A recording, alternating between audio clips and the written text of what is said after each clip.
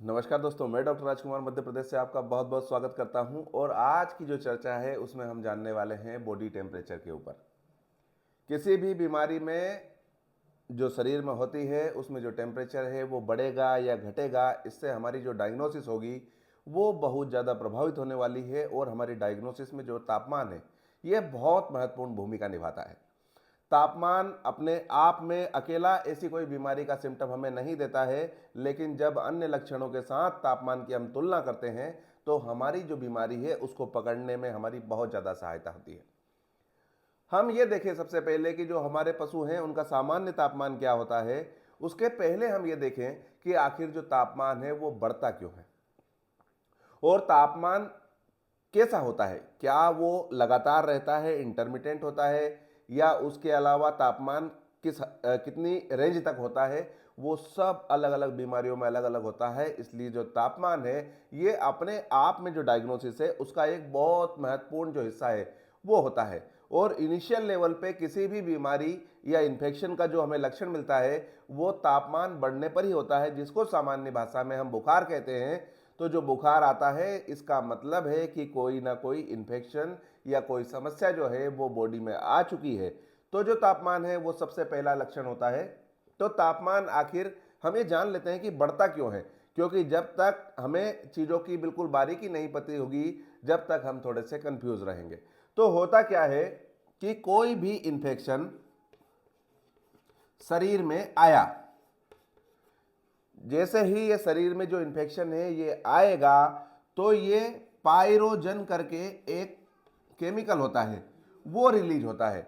और ये जो पायरोजन है ये बाद में अंततः प्रोस्टाग्लैंडिन रिलीज होने में इसकी भूमिका रहती है। और फिर जो प्रोस्टाग्लैंडिन है उसकी वजह से जो हाइपोथैलेमस है, हमारे दिमाग में एक हिस्सा होता है जो तापमान को नियंत्रित करता है। अब वो तापमान को नियंत्रित क्यों करेगा, उसके अन्य कारण है।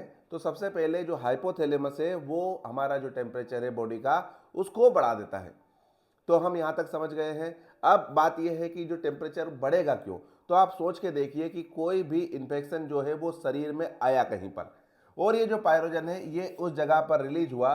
तो ये जो मैक्रोफेजेस हमारी बॉडी में जो लड़ने वाली कोशिकाएं होती है, जो हमारी बॉडी के, जो हमारे शरीर के, जो हमारे पशु के शरीर के सैनिक होते हैं, जो विभिन्न रोगों से लड़ने में सहायता करते हैं, उनको सूचना मिलती है कि फलानी जगह पर इन्फेक्शन है तो तत्काल वहां पहुंचा जाए।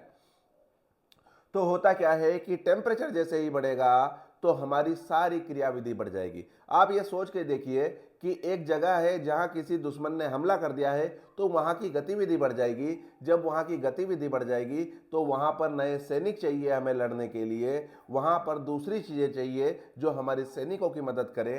तो इसके लिए जो हमारा हाइपोथैलेमस है वो टेम्परेचर बढ़ाएगा। तो इससे होगा क्या, इससे बॉडी की जो गतिविधि है अंदरूनी वो बढ़ जाती है। जो हमारी ब्लड वेसल है वो थोड़ी सी सिकुड़ जाती है। तो क्या होता है, जो भी मैक्रोफेजेस और जो एंटीबॉडी है वो तत्काल तेजी से गति करके उस पर्टिकुलर स्थान पर पहुंच जाए जहां के लिए सिग्नल आया है। तो ये हमारा एक बात हो गई कि टेम्परेचर क्यों बढ़ता है और वो हमारी क्या भूमिका उसकी रहती है। अब हम जानते हैं कि आखिर जो टेम्परेचर है वो किस तरह की मदद हमारी कर सकता है। तो ये देखिए कि जो टेम्परेचर है उसको दिन में 2 बार कम से कम हमें चेक करना चाहिए, एक बार सुबह और एक बार शाम को।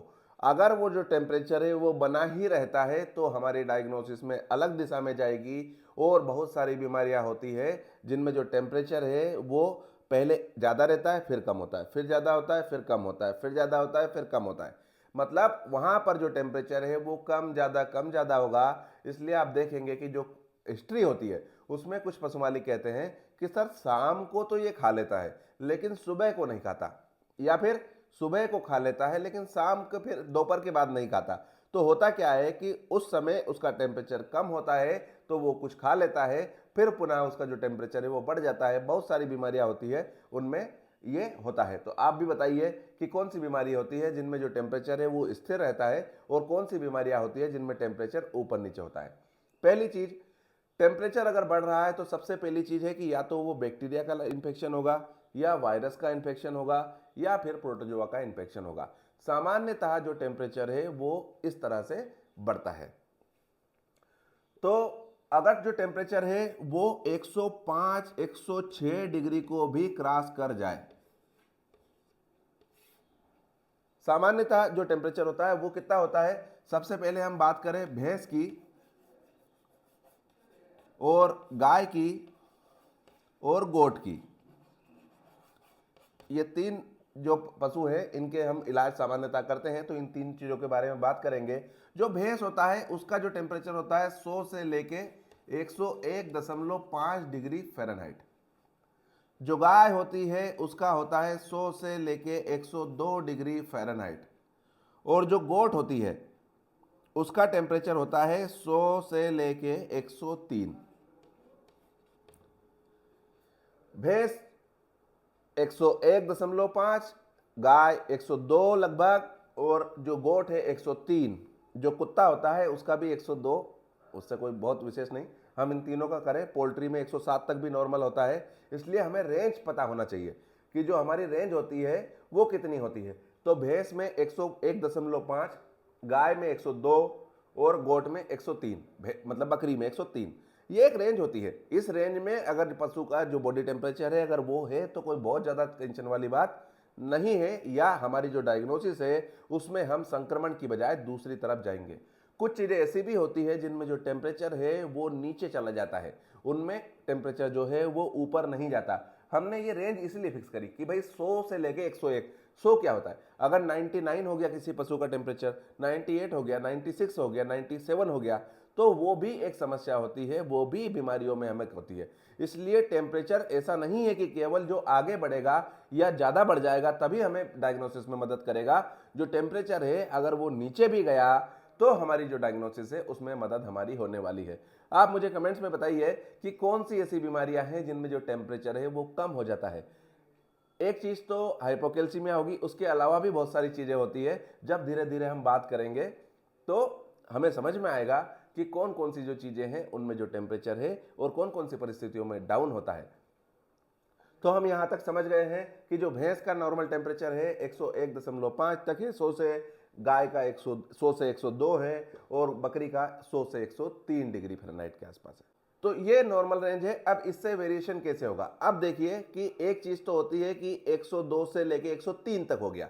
अगर बॉडी का टेम्परेचर 1-8 डिग्री बढ़े लेकिन जो हमारा पशु है उसके खाने पीने में, रहने में, चलने फिरने में कोई परेशानी नहीं अगर आ रही है तो 101 डिग्री 1.5 डिग्री तक कोई भी बहुत ज़्यादा तनाव लेने वाली बात नहीं है, ये सामान्य होता है। ये कभी कभी क्या होता है जब वातावरण का टेम्परेचर बहुत ज़्यादा हो जाता है गर्मियों के दिनों में, तो हमारा जो नॉर्मल बॉडी टेम्परेचर है वो थोड़ा सा उठा हुआ दिखता है। लेकिन अगर हमारे पशु जो हैं उनको कोई समस्या नहीं आ रही है तो उसमें बहुत ज़्यादा तनाव लेने वाली बात नहीं है। अब बात होती है कि जो टेम्परेचर है, एक तो रेंज हो गया है 102 103 तक तो नॉर्मल हम मान लेते हैं, 103 से लेके 104 105, और एक होता है 105 डिग्री से भी ऊपर। तो एक होता है तीव्र बुखार, बहुत तेज बुखार अगर आ रहा है, और एक होता है सामान्य।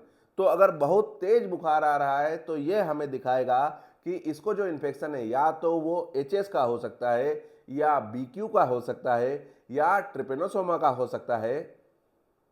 इस तरह से जो टेम्परेचर है वो हमारी बहुत महत्वपूर्ण भूमिका निभाने वाला है, इसलिए आज हम टेम्परेचर को देखने वाले हैं। तो टेम्परेचर से हम इतनी चीजें जानने वाले हैं। एक दूसरी चीज है कि जो टेम्परेचर है वो हमें इन्फेक्शन के प्रकार की भी जानकारी देता है। जैसे अगर हम उदाहरण लें मस्टाइटिस, थनैला,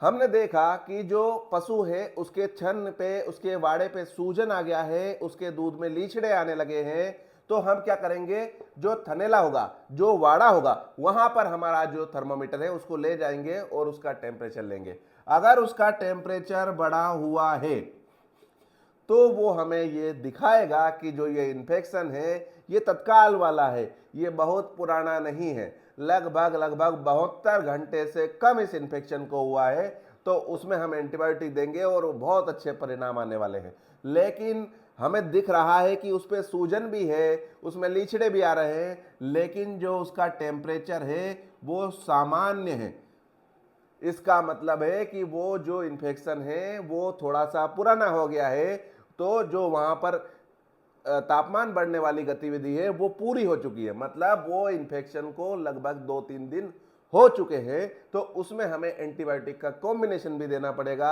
और उसमें थोड़े से ज्यादा दिन के लिए हमें जो अपनी दवाई जो है उनका प्रयोग करना होगा। तीसरी चीज होती है थनेला में कि जो टेम्परेचर है वो नॉर्मल से भी कम दिखने लगा है, इसका मतलब वहां गैंग्रीन बनने की जो संभावना है वो आने वाले समय में हमें देखने को मिल सकती है। तो टेम्परेचर से हमें ये एक अनुभूति होती है कि भैया जो मस्टाइटिस है वो किस प्रकार का उसमें इन्फेक्शन है, क्या वो अभी तत्काल वाला है या उसको 2-4 दिन हो गए हैं या उसको 8-15 दिन से भी ज़्यादा हो गए हैं, ये टेम्परेचर हमें लोकल का होता है। अब दूसरी चीज़ है कि क्या हम थर्मामीटर सर पीछे तो गोबर वाले रास्ते में घुसा लेते हैं, लेकिन थन में कहाँ घुसा के पता करें कि जो तापमान है वो कितना है, तो इसमें हमें कहीं घुसाने की ज़रूरत नहीं होती है। आजकल बाजार में जो इंफ्रारेड थर्मामीटर है वो बड़ी आसानी से उपलब्ध है, 1000 रुपये से भी कम में आ जाते हैं और 2 सेकंड लगते हैं किसी भी जगह का टेम्परेचर देखने के लिए। तो हम उसी को यूज़ करते हैं और उसी का हम आपको भी रिकमेंडेशन करते हैं, उसको कर सकते हैं। 2 सेकंड में हमने थनेला को फट से देखा कि इसका जो टेम्परेचर है कैसा है, तो जो थनेला की डायग्नोसिस है उसमें जो टेम्परेचर है वो हमें काफ़ी महत्वपूर्ण भूमिका निभा सकता है। और जो बॉडी का टेम्परेचर है वो कब बढ़ सकता है, तो बॉडी का टेम्परेचर जो है गर्मी के दिनों में जब लू लग जाती है जिसको हीट स्ट्रोक बोलते हैं, तब भी जो टेम्परेचर है वो ऊपर रहता है। और इस टेम्परेचर की विशेषता है कि ये टेम्परेचर डाउन नहीं होता। आप सुबह लेंगे, दोपहर को लेंगे, शाम को लेंगे, तो वो जो टेम्परेचर है वो एक ही लेवल पे मेंटेन रहता है। उसको हीट स्ट्रोक, गर्मी का दिन है, पशु हाँफ रहा है और बुखार 104-105 से ऊपर चल रहा है, इसका मतलब है कि उस पशु को हीट स्ट्रोक होने की संभावना रहती है। एक और बीमारी होती है जिसमें जो टेम्परेचर है वो लगातार बना रहता है, उस बीमारी का नाम है एनाप्लाज्मोसिस। एनाप्लाज्मो जो प्रोटोजुआ है उसका जब इन्फेक्शन होता है तब भी जो टेम्परेचर होता है वो डाउन नहीं होता है, वो लगातार एक हाई जो टेम्परेचर की रेंज होती है वहां पर बना रहता है। तो आज हमने देखा है कि जो बॉडी टेम्परेचर होता है किसी भी पशु का वो डायग्नोसिस में एक बहुत महत्वपूर्ण भूमिका निभाता है। तो आज हमारी जो चर्चा है वो मुझे लगता है कि बेसिक जो हम चीज़ें जान रहे हैं अभी उनके ऊपर है। अब धीरे से हम आने वाली चर्चाएं होंगी उसमें हम जानेंगे कि और भी जो चीज़ें छोटी मोटी होंगी उनके बारे में जाएंगे, फिर हम धीरे से बीमारियों की तरफ शिफ्ट हो जाएंगे कि किस तरह की बीमारी होती है। सबसे पहले हम कोई बैक्टीरियल बीमारी पकड़ लेंगे, फिर वायरल, फिर या फिर कोई प्रोडक्शन वाली जो भी होगी वो उस दिशा में धीरे धीरे धीरे करके अब हम बढ़ते जाएंगे, तो हमारी जो चीज़ें होंगी वो स्पष्ट होती चलेगी। अगर जानकारी पसंद आ रही हो तो वीडियो को लाइक कीजिएगा, अपने मित्रों के साथ शेयर कर सकते हैं और बने रहिए मेरे साथ। जय हिंद, जय भारत, धन्यवाद।